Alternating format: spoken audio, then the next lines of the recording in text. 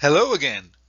Before you start your timer to see how long it would take you to figure out how to write your name in Arabic on your own, I want you to know why Arabic is not as difficult to learn as many people may think. So to feel convinced, let's compare it to English and other languages, shall we?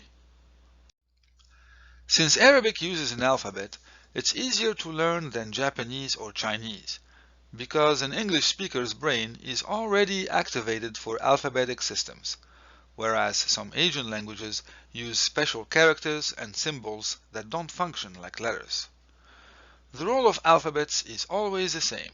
You combine consonants and vowels together to make syllables, join syllables together to make words, add words together to make sentences, etc. The Arabic alphabet is no exception. In English and Romance languages, some consonants can have up to 5 different sounds, depending on the word they are used in. For example, in the words there and three, each th makes a different sound. In the word garage, each g makes a different sound too. You also hear a d right before the g in the word age. In Arabic, each consonant makes only one sound no matter the word, making it less confusing for beginners to learn how to write or pronounce new Arabic words. And that's one reason why today you will learn to read and write in Arabic in just 2 hours. Vowels in English are very challenging for foreigners to figure out how to pronounce them correctly, because each vowel can have 3 to 7 possible sounds, and there are pretty much no rules to distinguish when to use each sound in different words. In Arabic, each vowel can have only 2 possible sounds, and there are only 2 simple and consistent rules to distinguish when to use each sound, no matter the Arabic word. We will explore these Arabic sounds and rules after this section, and that's another reason why you will be able to learn to read and write in Arabic in just 2 hours. In English, there are 20 types of syllables, each containing up to 11 letters. In Arabic, there are only 3 types of syllables, each containing no more than 2 letters. And that's the third and final reason why you can learn to read and write in Arabic in just 2 hours. Verb conjugation in Romance languages is usually the student's biggest headache, but verb conjugation in Arabic is one of the easiest ones out there. In fact, in Arabic, there is no subjunctive future or conditional present or composed past. There is just past, present, and future. And actually, conjugating in the future in Arabic is exactly the same as conjugating in the present, except you always add the letter S at the beginning of the verbs in the present to change them to the future. Wow! Is it really that simple? Let's find out. For example, if aktubu means I write, then se'aktubu means I will write. We just added se at the beginning. Another example. If yadrusu means he studies, then guess how to say he will study? You guessed it.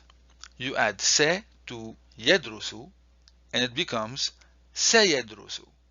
It's that easy and simple. Now you literally know how to conjugate verbs in the future tense in Arabic.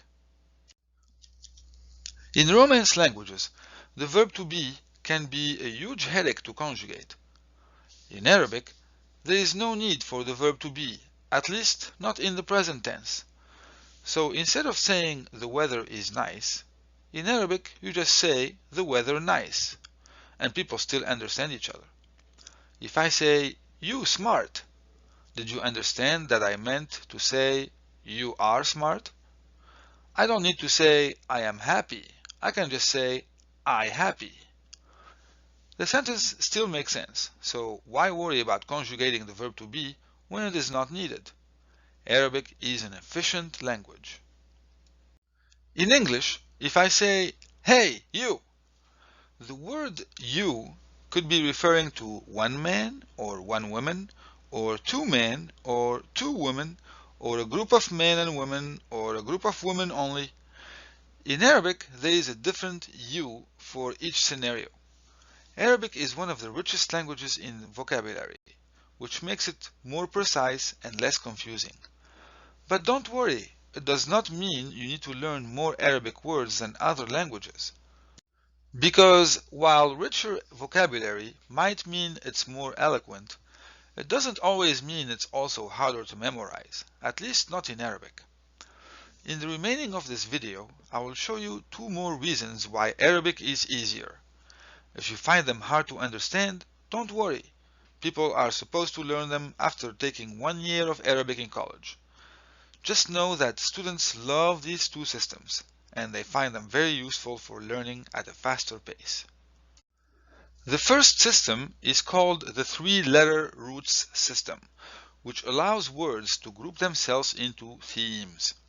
For example, here are some words that belong to the same theme and that follow the same 3-letter roots K, T, and B in that particular order. The word كتب means to write. كاتب means writer. كتاب means book. مكتب means desk or office. مكتبة means bookstore or library.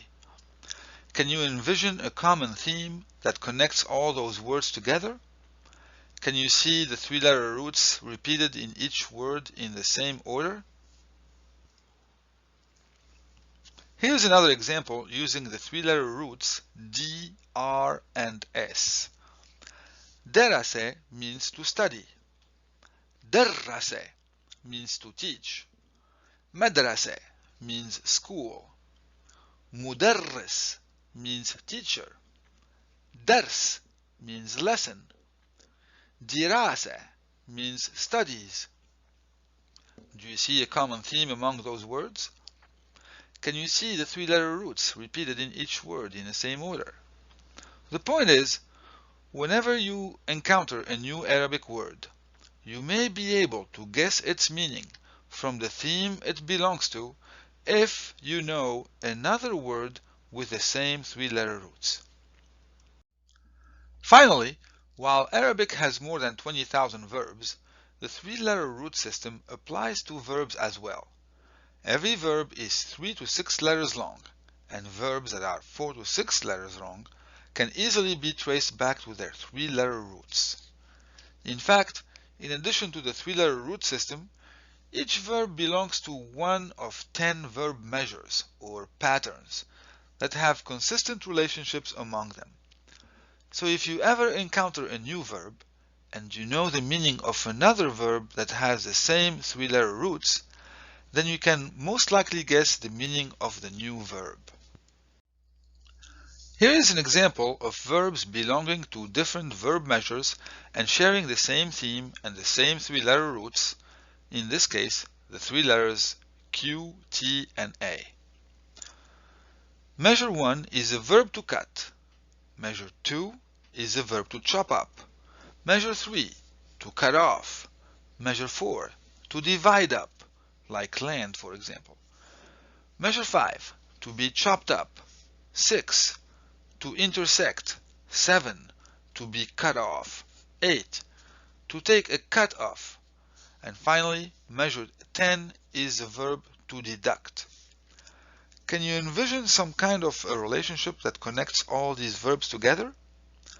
Now here's how to say those words in Arabic.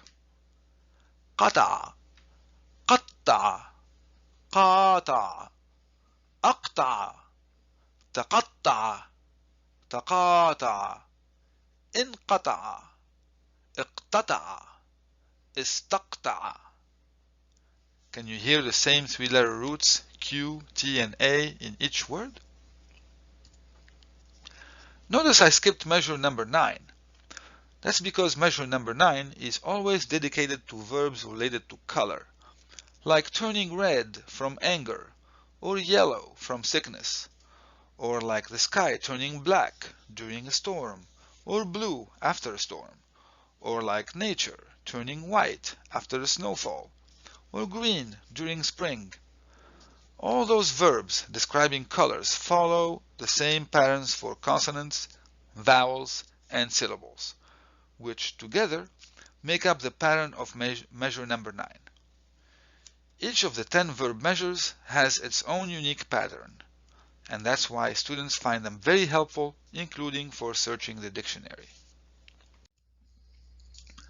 So after all these comparisons, I hope I convinced you that Arabic is easier than you thought. And that concludes this bonus section. I hope you found it fun and made you want to learn Arabic even more. Now you can get your timer ready for the next section. Click on the next video to jump right into the goals of this course. Thank you.